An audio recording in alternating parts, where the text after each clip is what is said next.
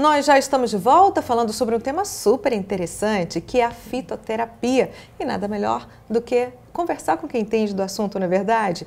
Catarina Vilar, que é fitoterapeuta. Catarina, a gente estava falando sobre, eu dei a deixa, né? Garrafadas. Qual o perigo que tem de se misturar tantas ervas ao mesmo tempo dentro de um só produto, digamos assim? E até quantas ervas se podem ser misturadas? Olha, a quantidade de ervas ideal para se fazer uma garrafada, no máximo 3. Né? Por quê? Tem, como eu disse, as plantas elas têm várias ações, várias indicações. Mas temos plantas que têm mais indicação a nível do aparelho digestivo, como a alcachofra, o próprio boldo. Aí vem o Plectranthus barbatus, que é um tipo de hortelã que o pessoal chama de hortelã-homem, certo? Todas essas plantas que têm o sabor, o chá, o sabor amargo, elas são excelentes para o fígado, vesícula, né? Então, você quando vai fazer uma garrafada, seria o ideal, o certo é você usar apenas 3 plantas que atuam naquela parte, naquele órgão que está doente. Por exemplo, eu estou com a criança ou um adulto mesmo com a pneumonia. Então, eu vou usar plantas que elas são mais conhecidas, a ação dela a nível de aparelho respiratório, que tem uma ação broncodilatadora, anti-inflamatória, como hortelã, o guaco. Nós podemos usar também o gengibre, o próprio alho, que é muito usado demais na parte respiratória, porque ele ajuda a soltar, a lubrificar e ajuda a soltar toda aquela secreção. Então, aquelas plantas que atuam mais aqui, você usa na garrafada. Não pode pegar uma planta qualquer, usar uma, usar outra, que não tem nada, tem que ter esse conhecimento. Porque a gente ouviu falar até 12 ervas uma garrafada. Não. Garrafada 12 ervas. Não. Gente, esquece, calma, abafa o caso. A Anvisa, vamos falar um pouquinho sobre a Anvisa. Acho que já foi uma grande conquista, né, Catarina? Foi. O reconhecimento dos fitoterápicos para o tratamento da população, principalmente a mais carente, né?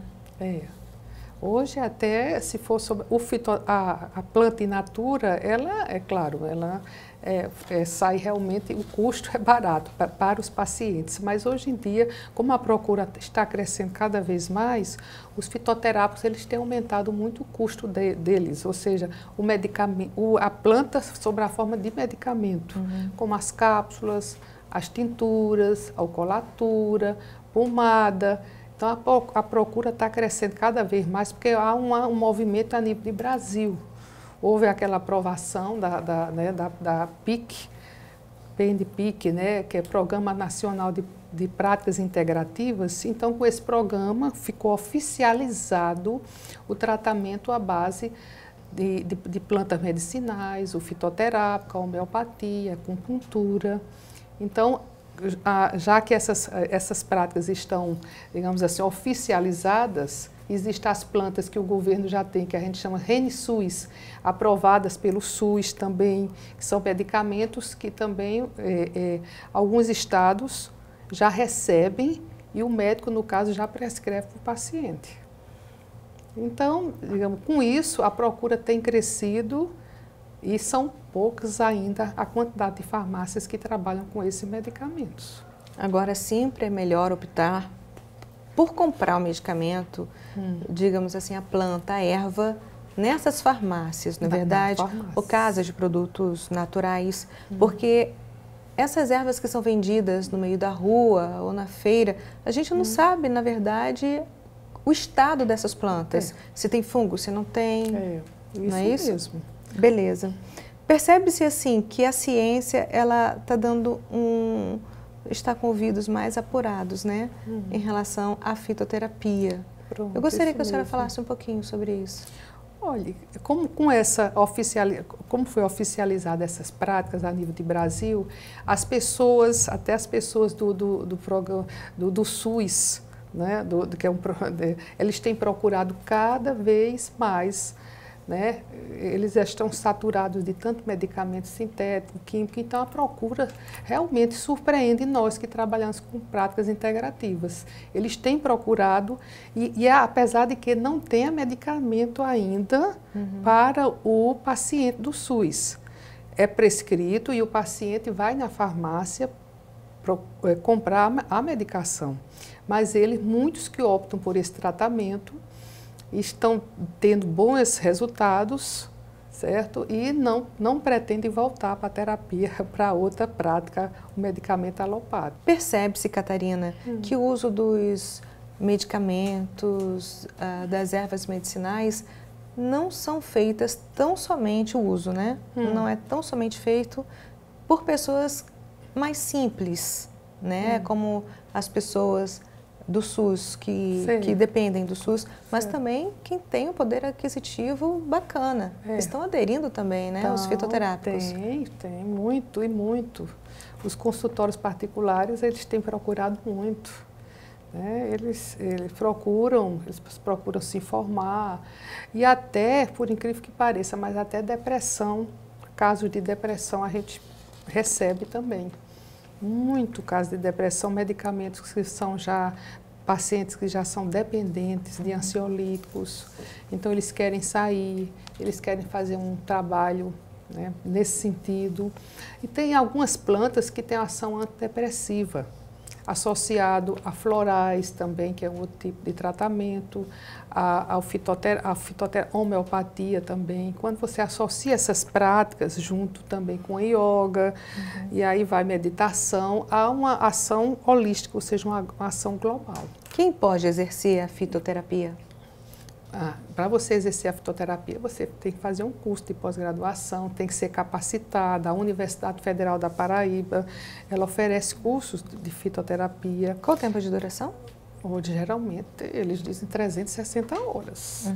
Certo? 360 horas. Você tem que estudar, depois de 2 anos. Se for universidade particular, tem que fazer uma prova, não seria uma monografia em cima disso aí.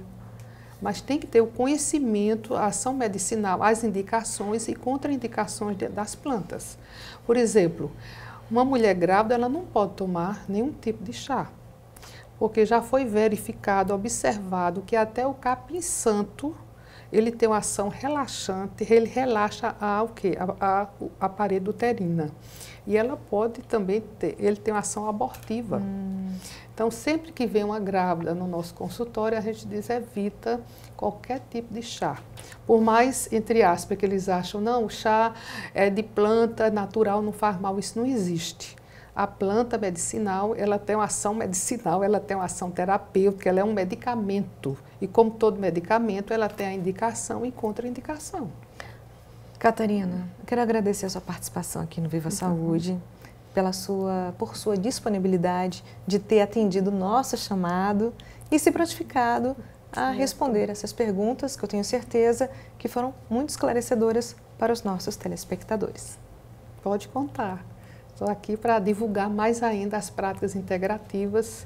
Elas têm aumentado, digamos assim, a quantidade de pessoas que procuram as práticas tem aumentado cada vez mais. Mas ainda falta muito para ser feito. Né? Você vê que na Europa, o maior mercado de fitoterápico do mundo está onde? Na Europa, que é um continente pequeno. Acho que 50% fica onde? Na Alemanha. Enquanto nós, brasileiros e alguns países da América do Sul, são apenas 5% a produção de fitoterápicos aqui no Brasil. Enquanto lá já chega a isso, viu? É o maior do mundo, na Europa, que é um país pequeno, que não tem a quantidade de plantas medicinais que nós temos aqui no Brasil. Querida, muito obrigada por sua participação. O Viva Saúde vai ficando por aqui, é uma pena, na verdade, mas a gente volta a se falar no próximo programa. Continue mais do que ligado aqui na tela da sua TV Assembleia, canal 40.2. Continue sintonizado. A gente se fala. Até lá. Tchau, tchau.